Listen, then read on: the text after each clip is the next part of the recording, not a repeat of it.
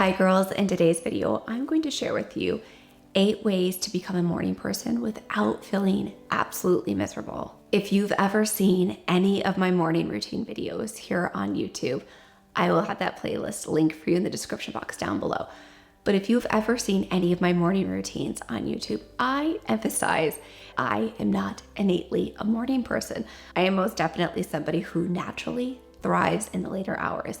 However, since becoming a mother over 9 years ago, I quickly realized that I needed to shift around my day in order to wake up before my children and show up as the best version of myself. I've always had this depiction in my mind that morning people are always really chipper and they just jump out of bed. And I'm sure there are many of you who are innately like that. I am not one of those people, and I now wake up every single morning between 4:45 and 5:15 in the morning. Now, this transition of being somebody who woke up at 9 a.m. versus somebody who now wakes up at 4:45 was a slow transition. Aside from the baby waking up, of course, that jolts you awake, but then I would fall back asleep with him. So I went back to work. After maternity leave was over and I had my son, I realized that I needed some time in the morning to go through many of the tips that I'm going to share with you today. I needed that time to feel settled and to feel like the best version of myself. So I hope you're excited. I recommend you get out a piece of paper and a pen to write down some notes because I really think that you're going to find today's video insightful. My first tip, and this is something that will not surprise you if you are a subscriber of my channel, and that is to create a ritual that you look forward to. So when my alarm goes off in the morning, no matter how tired I am, I know that there is one ritual in particular that I am so excited to come downstairs and to do. And that ritual for me is my lemon ginger tonic. So I would highly encourage you to bring in a ritual that invokes a feeling of peace, and joy and excitement into your morning, because this will propel you to get out of bed in the morning.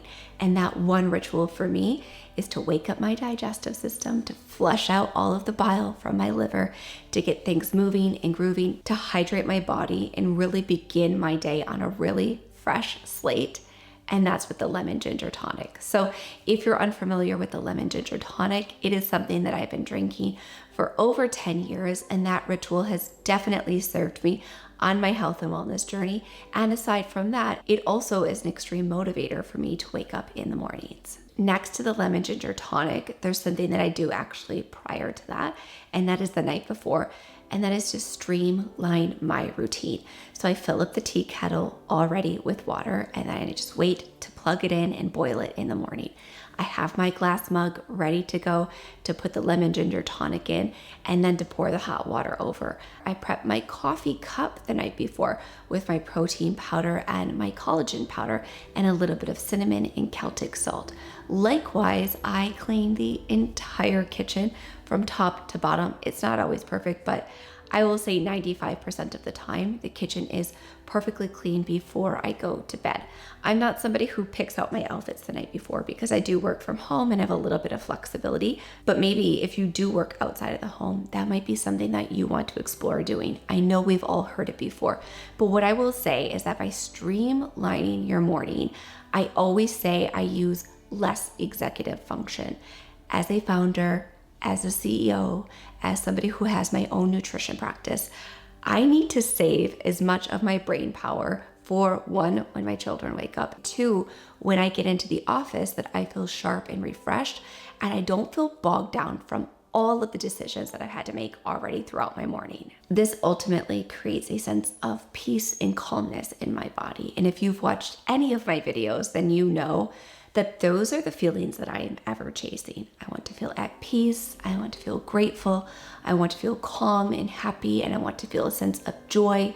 And if I feel as though I'm running around trying to find the glass mug, fill up the tea kettle, put my collagen powder in, versus being able to come downstairs and just having it all ready for me, it really invokes this feeling of peace and calmness.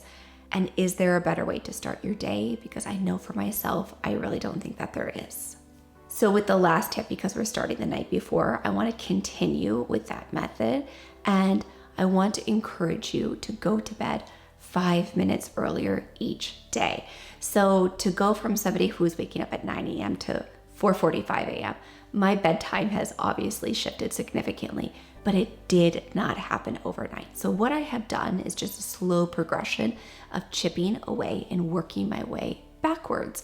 So what this looks like from a practical standpoint is, if you currently go to bed at 11:30, how about tonight you go to bed at 11:25? Tomorrow 11:20, the next night 11:15. What this will do is slowly train your body to move the clock backwards. And through this slow transition, you will begin to feel more rested. You will begin to feel tired sooner, which is a great thing, because then we can get that deep, restful sleep that helps us feel more refreshed to wake up in the morning. So think about it that way. We all can put ourselves to bed 5 minutes earlier, dim down the lights, create that beautiful routine when it comes to bedtime, but we can shift it back by 5 minutes. And for me, when I think about doing something in 5-minute increments, it sounds a lot less overwhelming. It feels like something that's completely manageable, but at the same time, I can see how those 5 minutes will absolutely add up to leading me to a healthier bedtime that will allow me to wake up earlier in the morning. So that leads beautifully into my next tip, and that's to make it a habit. I know that waking up early is hard, and as you heard me say, I wake up between 4:45 and 5:15 every single morning, and I make that a habit 7 days per week. I know on the weekends we want to enjoy our rest and sleep in, but what I have found over the years of waking up earlier is that if I sleep in until 8 o'clock or 8:30 on a Saturday or Sunday, one, I actually feel groggier. And second to that, it's really hard for me on Monday morning to jump back in to that 4:45 wake up time. So what I do is I just make it a habit 7 days a week. If I'm out with friends, I stay out late. I still wake up early, because what that does is that helps me fall asleep the following evening at my regular scheduled bedtime. So if you can commit to the practice of waking up early to support this new routine, then you will see that it becomes easier and easier. And now my body actually just naturally will wake up in and around that time. But my body is so used to this time frame of waking up. So therefore, my sleep and rest cycle is in a really beautiful pattern. So it is the end of May when I'm filming this video, and it's starting to get lighter earlier. But one of my favorite things to do is to get sunlight as soon as you wake up or as soon as the sun comes out. And I do have a quick tip for that next. I'm a huge proponent of going outside, looking up into the sky indirectly at the sun, and really synthesizing that vitamin D, because we all know that vitamin D is actually a hormone and a hormone modulator, and it is so important for us to have adequate levels of vitamin D for hormone health and for energy production.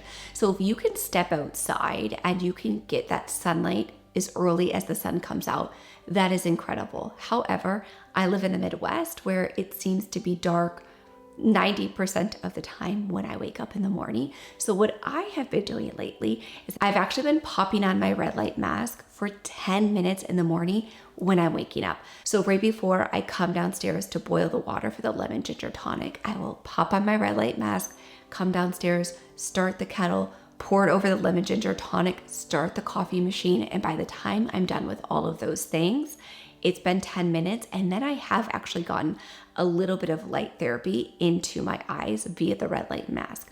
So that's been a really great hack that I've been implementing for the last 4 weeks, and I have noticed a huge difference in my mental acuity first thing in the morning, as well as my cognitive function earlier in the day, where sometimes I would feel like it would take me 30 to 40 minutes to wake up. When I do that, I feel wide awake within 6 minutes of putting on the red light mask. So as mentioned, because vitamin D is necessary for bone health, cognition, brain function, you name it, vitamin D plays an essential role in our hormone health, especially as women. But did you know that you cannot actually metabolize and synthesize your vitamin D without adequate levels of magnesium? So magnesium is often known as the relaxation mineral, and we frequently think about it for sleep and for relaxation. And of course, there are forms of magnesium that are incredible for sleep and relaxation. However, magnesium is critically important for our hormone health and healthy cortisol levels. So we hear about cortisol, and cortisol is often demonized because Many of us are running around with elevated cortisol levels, but magnesium is actually incredible for our adrenal health because it can really help stabilize healthy cortisol levels. We do want to elevate our cortisol earlier in the day, and then we want to see a beautiful bell curve as the day continues into the evening time. Therefore, we can get deep, restful sleep. But I like to take magnesium in different points throughout the day. I take one in the morning to help me synthesize vitamin D for energy and for cognition. Then I take a second magnesium right around that 2:30, 2:45 time frame to give me another little boost of stabilized energy and to help even out any inconsistencies in my hormone levels or stress response. And then I take 2 magnesium before bed. So my absolute favorite magnesium on the market is the BioOptimizer's Magnesium Breakthrough. I've been sharing about this magnesium for over 2 years, and that's for good reason. So the reason that the BioOptimizer's Magnesium Breakthrough differs from any other magnesium on the market is because it does contain all 7 elemental forms of magnesium in one convenient capsule. So there are many reasons why that is a beneficial selling point. And as mentioned, because you can have an all-in-one magnesium, one that you take in the morning, one in the afternoon, and 2 before bed, and you don't have to worry about any digestive discomfort. You don't have to worry about falling asleep in the morning because we're taking too much of the relaxation mineral. And more than anything for us women, because that vitamin D is a hormone and because you need adequate levels of magnesium to synthesize that vitamin D, we want to work on ensuring that our magnesium levels are efficient and effective to produce happy, healthy hormones. So I will have a link for you for the Magnesium Breakthrough in the description box down below, as well as the first pinned comment. And I would highly encourage you to use that link and discount code, so therefore you can bundle your order and you can even get some special giveaways and prizes. So I will have that for you in the description box down below, as well as the first pinned comment. So now we're being consistent. We're getting that sunlight or using a red light therapy mask to help synthesize our vitamin D alongside our magnesium. Next to that, I would highly encourage you not to check your phone or computer for the first 30 minutes of waking. I realize how unbelievably challenging this can be. However, if we are stacking all of these beautiful wellness habits into your morning, that will absolutely fly by. But the reason is that when we first wake up, we're in this really relaxed state. And when we start pumping our body with the adrenaline and the notifications and the information overload first thing, it kind of goes back to what I was saying earlier of decreasing that executive function. We want to save our brain and we want to save the amount of decisions that we have to make for the times that it really matters. And if it comes down to liking or commenting on a post or replying to a text message, that's not what we want to use all of our brain function on first thing in the morning. So I like to wait about 30 minutes. Then after that, I do tend to jump on my computer to get a lot of creative work done, because for me, I find that I'm fresh in the morning. I haven't had an entire day of getting the kids ready for school and packing lunches. So I like to do certain things in creative work first thing in the morning. Sometimes it's writing or coming up with video concepts or working on the new Living Well membership area. There's so much that I like to do when I'm fresh first thing in the morning, but it's most definitely not spending that time on social media. And I do hold off that 30 minutes after waking before I jump on the computer. So the 7th tip may be a tough one, and that's to work on saying no to the things that may disrupt our sleep cycles. So maybe it's going out for drinks and dinners with our friends 5 nights a week, or perhaps it's staying up with your husband to watch 2 to 3 extra Netflix episodes. I'm not saying that we can't enjoy our lives, but I want us to do so in a really balanced fashion. So of course we can unwind with a show. Of course we can go out for dinner and drinks with our girlfriends and go on a date night and see our family and friends.